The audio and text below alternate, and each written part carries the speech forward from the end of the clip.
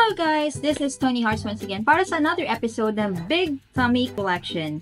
So in this video, I'm going to share with you how you can make this quick and easy Spanish sardines in alige pasta. Sobrang dali lang.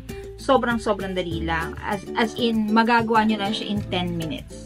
So, kung meron kayong, tamang-tama to kapag meron kayong mga biglaang bisita, ayan, just make sure na may mga nakahanda na kayong ingredients, ayan, kapag dumating sila sa bahay nyo. So, this recipe, as you can see here, ayan, ito na yung finished product ko, but I'm gonna share with you paano ninyo matututunan itong dish na to.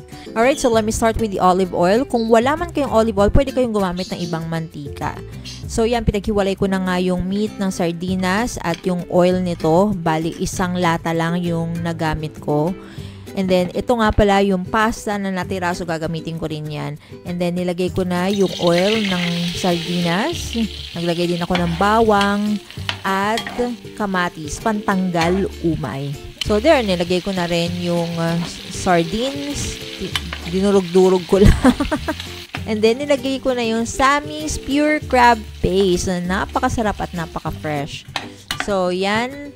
Minekos-mekos ko lang din. As you can see, nilagyan ko na din ng konting salt and pepper, pampalasa. And then, there you go. Ito na nga yung...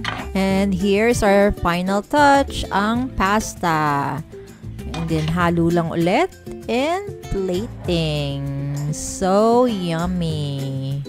Nilagyan ko lang siya ng lemon para matanggal yung lansa niya. And it's so yummy. Okay, so ito na nga. Ito na yung finished product.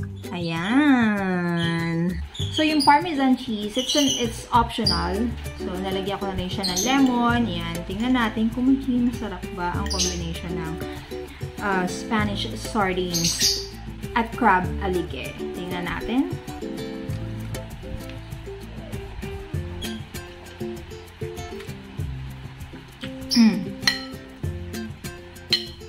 Perfecto. Ang sarap ng combination nila, grabe. This is a must try.